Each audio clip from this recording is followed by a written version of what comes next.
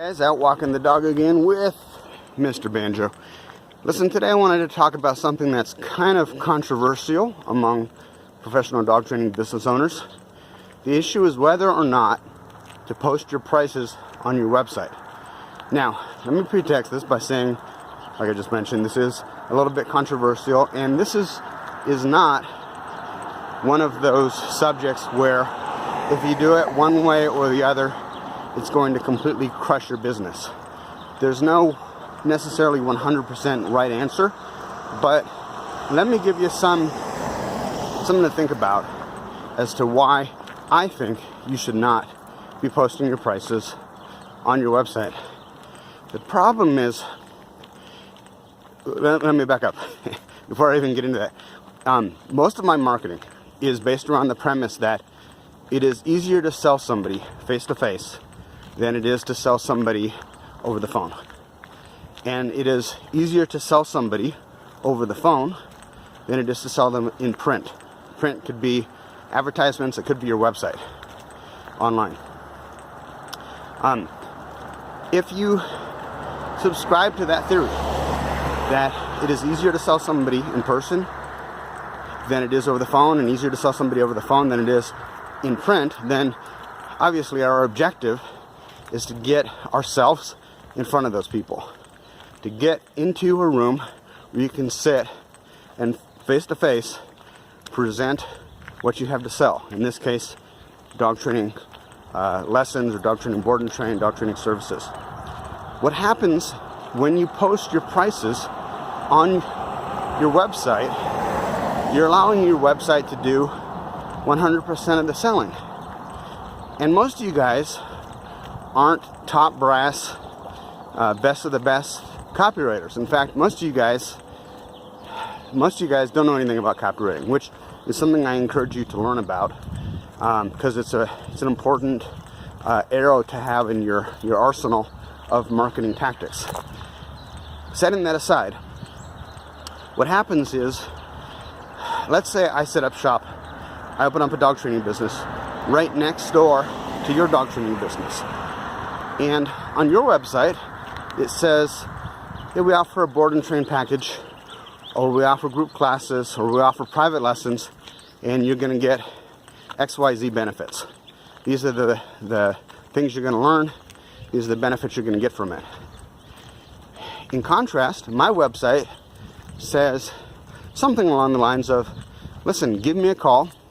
We offer a free consultation and evaluation so that we can give your dog a temperament test, so that we can actually get inside your individual dog's head, as well as have you do some handling exercises, and then put together a program that's going to be best for you and your specific dog.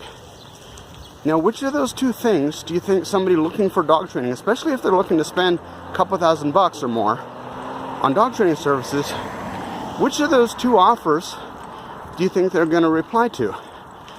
They might reply to both. They might want to call the first one that posts their prices online. They might have a few more questions they want to ask. But really, who's going to have the better chance of selling them? Me. Because I'm offering something of value, and I'm saying, hey, I'm not going to sell you some off-the-shelf solution. Now, off-the-shelf solution may be what they're looking for. So it's not like, you're not going to get any sales or anybody calling you if you post your prices on your website. I just think, and this is an opinion based in experience, is that you're going to get more calls and you're going to close more sales if you encourage them to call you and offer something so that they feel like you're specifically addressing their needs. You're not lumping them into this category of all dogs are the same, all owners are the same. And as a side note, as the business owner, I don't think you should be charging the same prices for every owner and every dog. Let's face it, the guy who walks in your front door with a Sheltie or a Golden Retriever with no behavior problems, they just want the dog to stop pulling on the leash, and they want the dog to be a better behaved companion. And that guy's owned several dogs in the past, and he's actually put titles on dogs. So he has some experience as a dog handler.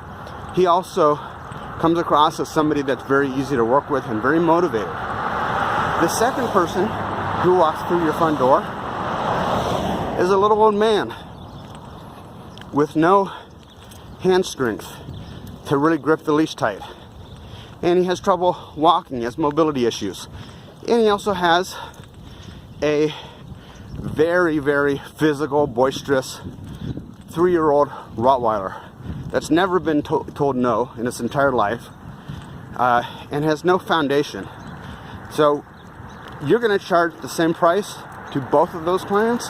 That doesn't make sense to me, because I think we can both agree that the second client, the guy with the Rottweiler, he's gonna require a lot more time. He's gonna require a lot more hand holding.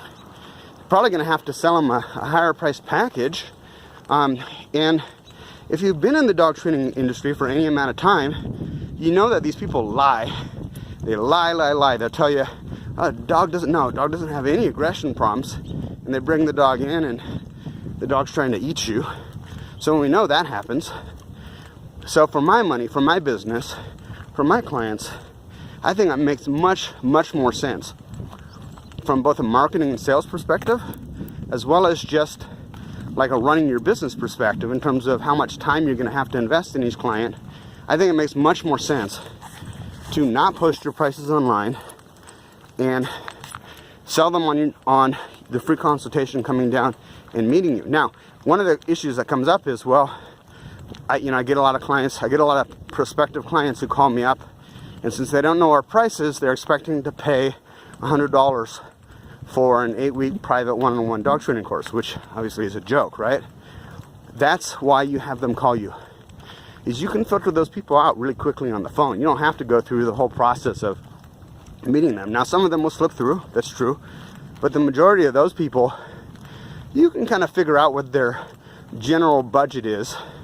And when they ask you, I'm going to do a separate video on handling some objections, but a lot of times they'll ask, even after you've explained the process of coming in for the temperament test and free evaluation, and they'll say, well, can you give me an idea? And I'll typically give them a broad range, but that range does not include cheapy $100 options. They're knowing going into it that it could be anywhere from $600 to $3,000, or more or less, depending on what's going on with the dog. So that's how you get around that. There's really, in my opinion, there's very, very little benefit to posting your prices online. Again, you don't want to be a commodity. Posting your prices online makes you a commodity.